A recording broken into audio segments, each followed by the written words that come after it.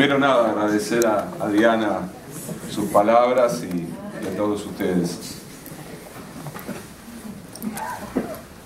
Hay un par de escenas en una novela para mí extraordinaria porque logra penetrar en la barbarie imperial, una novela muy conocida de Joseph Conrad, El corazón de las tinieblas.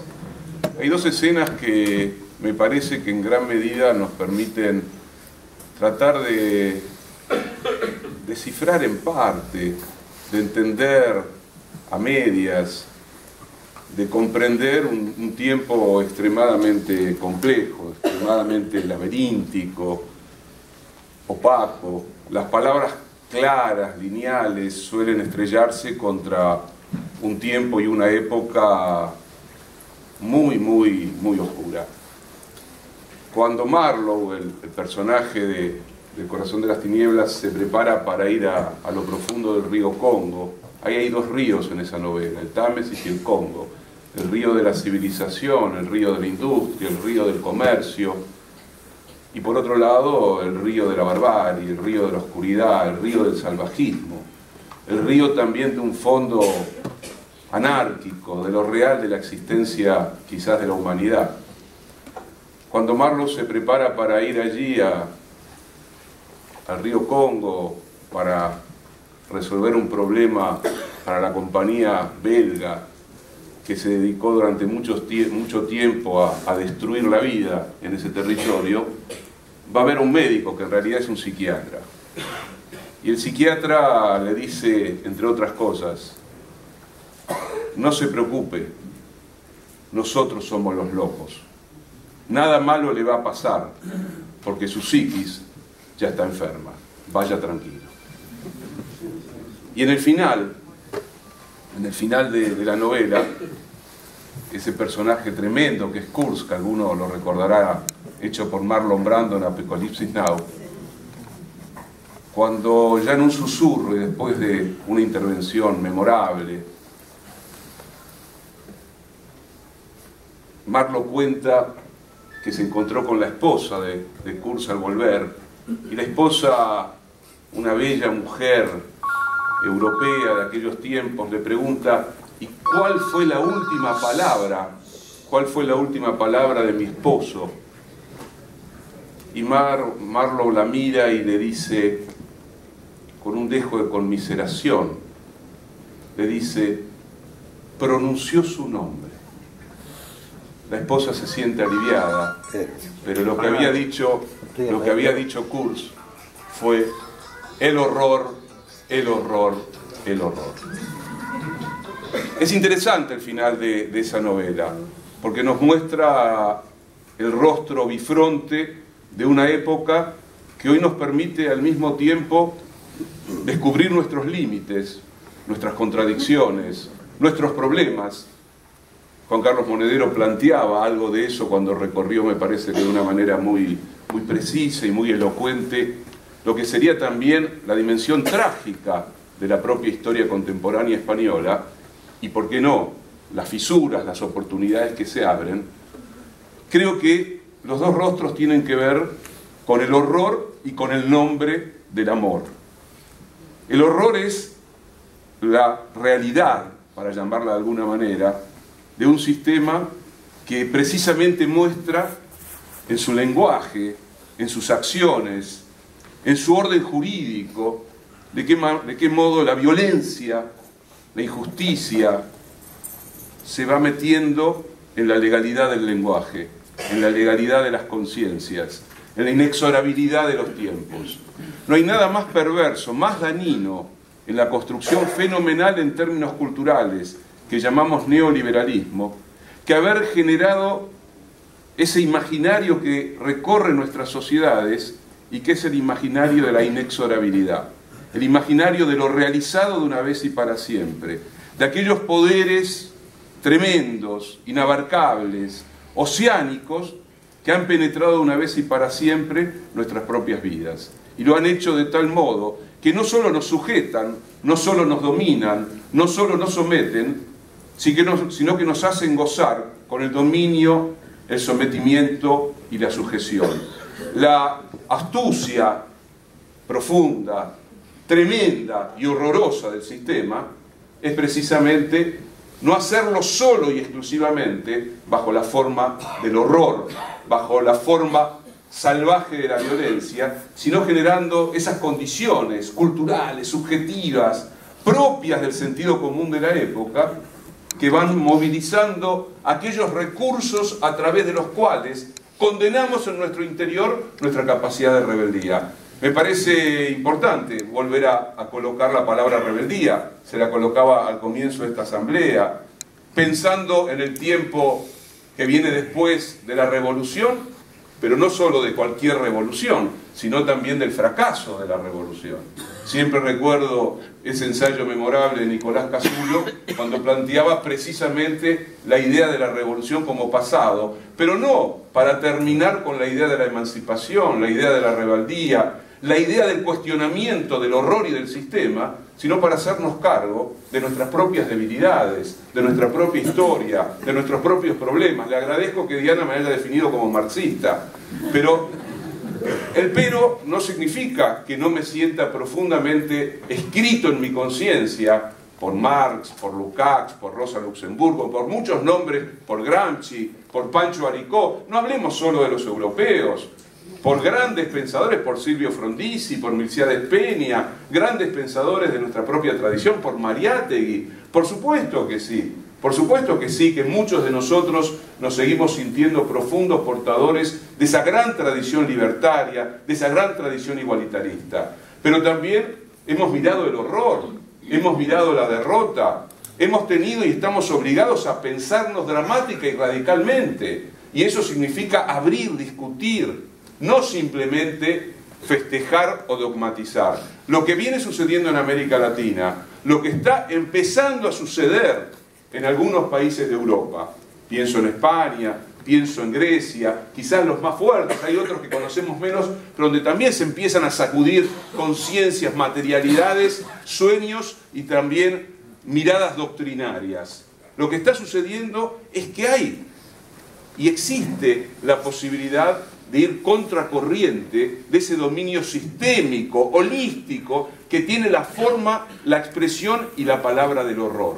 Por eso creo que es fundamental, lo decía Guillermo recién, me gustó mucho la intervención de Lido, me pareció una intervención cuidada porque tenemos que tener cuidado. Las cosas siempre son un poco más duras, oscuras, contradictorias de lo que imaginamos. Y sobre todo, cuando aquello de lo que hablamos nos atraviesa, nos guste o no, lo profundo de nuestro propio modo de estar en el mundo.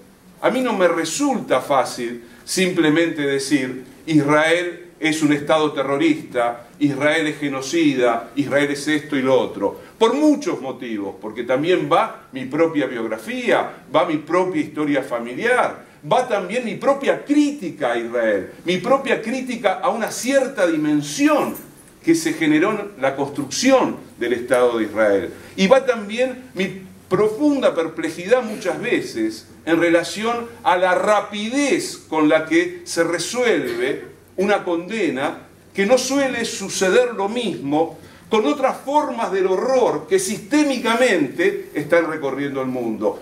Creo que es fundamental ser lacerantes con nuestras propias certezas, profundamente lacerantes con nuestras propias certezas, aunque nos haga daño lo que tenemos que pensar. No es fácil tratar de encontrar ese punto de equilibrio imposible entre el horror, imposible entre la muerte del inocente y la densidad de una toma de partido. Un niño asesinado en cualquier lugar, pero hoy en Gaza, es lo terrible de la condición humana. Pero no podemos reducir el asesinato de un niño a Gaza.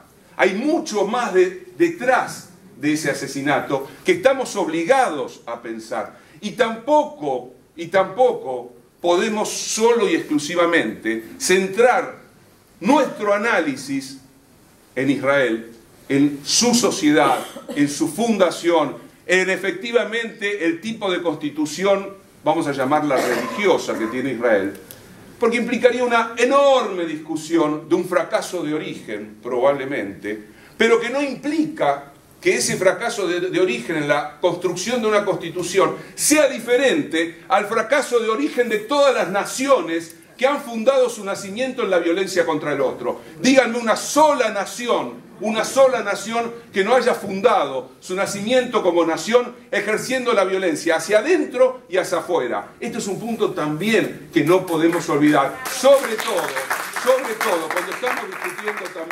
cuando estamos discutiendo también, y hago mía las palabras de Barenboim, que va a tocar ahora entre nosotros con una orquesta integrada por músicos israelíes y músicos palestinos, hago mías las palabras de Barenboim cuando Barenboim dice: han fracasado todas las negociaciones de la Realpolitik, del orden mundial, de los pedidos de desarme. Lo único que nos queda es, una vez más, otra vez, seguir insistiendo. Queremos, deseamos, soñamos con la paz, porque son mis dos pueblos, dice Barenboim. Tengo la nacionalidad palestina y tengo la nacionalidad israelí. Y nosotros tenemos que ser en ese sentido, en el sentido más genuino del término, internacionalistas, ya que hablábamos de Marx. ¿Y qué significa ser internacionalistas? Por supuesto, como algunos sionistas culturales, porque se habla del sionismo y en general se sabe muy poco del sionismo y hay mucha, discúlpenme, mucha ignorancia. El sionismo fue un campo de batalla de ideas, un campo de disputas ideológicas, y hubo un sector derrotado del sionismo, como ha sido derrotada también la gran tradición revolucionaria que planteaba un Estado para dos pueblos y que planteaba a Palestina, a Jerusalén, como tierra de la fraternidad, del encuentro y de las culturas. Esa concepción, que era la de Gershom Scholem, la de Martin Buber, en parte la de Einstein, la del fundador de la Universidad Hebrea de Jerusalén, fue derrotada por la Realpolitik, que ha sido la Realpolitik la gran constructora de las naciones a nivel de la historia del mundo. Entonces nosotros ahí tenemos, por supuesto, una obligación. No podemos perder de vista lo que está sucediendo en otros países árabes. Lo que sucede también con las mujeres en ciertos países donde el discurso del fundamentalismo islámico las condena a una situación también muy complicada. No podemos ser en un punto, operar bajo una única direccionalidad. Tenemos que pensar integralmente el horror de la guerra civil siria. Tenemos que pensar el desmembramiento de Libia y su tribalización. Tenemos que pensar también el derecho histórico, no a un Estado palestino, sino a un Estado unido, con posibilidades reales de realizarse, y en contra también de lo que había sido la construcción de la Gran Siria y de su fragmentación posterior por el Imperio Anglo-Francés. Nada es lineal, lo único lineal es el horror, la violencia que tenemos que exigir que se detenga, sabiendo que en cada uno de nosotros hay tensiones y contradicciones y un drama interior que algunos lo podrán resolver de una manera, otros de otra. Aquel que tendrá un pasado crítico de la historia de Israel lo resolverá de una manera. Aquel que se ha sentido tocado, por ejemplo, no sé, pienso en Alejandro Rothman, por la historia compleja de las ideas libertarias en aquella tierra, lo dirá de otro modo. Aquellos que hemos sentido que es un error funesto reducir lo judío, lo plural judío, a israelí, a Estado de Israel, porque hay una diáspora compleja, contradictoria, que entre otras cosas ha ofrendado en una tierra como la nuestra a miles de nuestros desaparecidos. Cuidado con reducir la palabra judío al terror que Israel hoy está ejerciendo en la Franja de Gaza. Tenemos que tener mucho cuidado, porque el borde es muy lábil, y cuando el lenguaje se escapa ya no hay retroceso. Esto no es sencillo, insisto, no es sencillo, y ahora vuelvo y no me quiero extender demasiado porque se han dicho cosas, a veces es una asamblea importante, significativa. Lo que significa hoy el tema de los buitres, el discurso de Cristina en Nueva York primero y después en la conferencia de prensa de la Argentina. La verdad es que el kirchnerismo nació al mismo tiempo para sufrir y del sufrimiento volver a construir una oportunidad. Es raro lo que nos pasa. En los momentos complicados, de tormenta, oscuros, de dificultad, incluso que parece que ya nos arrinconan, de descorazonamiento, de incertidumbre, aparece de nuevo la posibilidad hacia atrás y hacia adelante de resignificar esta historia extraordinaria. A veces necesitamos, probablemente, que vengan compañeros de lejos para decir, acá en América Latina está pasando algo significativo. Acá en América Latina se abrieron fisuras que parecían que no se podían abrir más. Pasó en Venezuela, pasó en Bolivia, pasó en Ecuador, pasa en la Argentina. A veces necesitamos que nos vengan a decir eso. Pero lo que vemos, y en este momento, es que esta es una oportunidad tremenda, ¿no? Uno siempre podría citar al poeta, allí donde crece el peligro también crece lo que salva. Crece lo que salva, pero a costa de la peligrosidad del escenario. Esto no es simplemente un escenario magnífico. Si hubiéramos podido, hubiéramos creado otro escenario, un fallo de otra naturaleza, que la Corte Suprema estadounidense hubiese tomado la causa, lo hubiese pateado para enero, y íbamos por otra historia. Pero aconteció. Y lo que aconteció es la posibilidad de abrir el horror, de abrir la disputa cultural, de abrir el significado, de volver a discutir el sentido común, de poder volver a discutir la construcción de la gran máquina publicitaria, cultural y de subjetivación del sistema a través de sus grandes medios de comunicación. Nos han dado una oportunidad extraña en el borde del riesgo y del peligro, que es abrir un enorme debate que la presidenta está abriendo, que Axel lo está haciendo de una manera tremenda, tremenda, con claridad, con potencia, con palabras claves dirigidas a la conciencia más sencilla de nuestra sociedad, sin alambicamientos, sin dobleces. Me parece que esto es un punto, Cristina dijo, porque nadie va a plantear de sí mismo que es el centro de una épica. La épica es una construcción con la que se nomina un momento determinado de la historia y de las sociedades. Y este de nuevo es un momento que puede y debe ser profundamente épico. Está en nosotros volver a sacar ese entusiasmo. La palabra entusiasmo es una palabra clave. Sin entusiasmo no se construye absolutamente nada. Más entusiasmo necesitamos en los momentos de dificultad. Y como también decía el poeta al final de un libro memorable, solo el entusiasmo nos permite mirar con los ojos abiertos al horror y decirle, no pasarán. Gracias. Muy bien.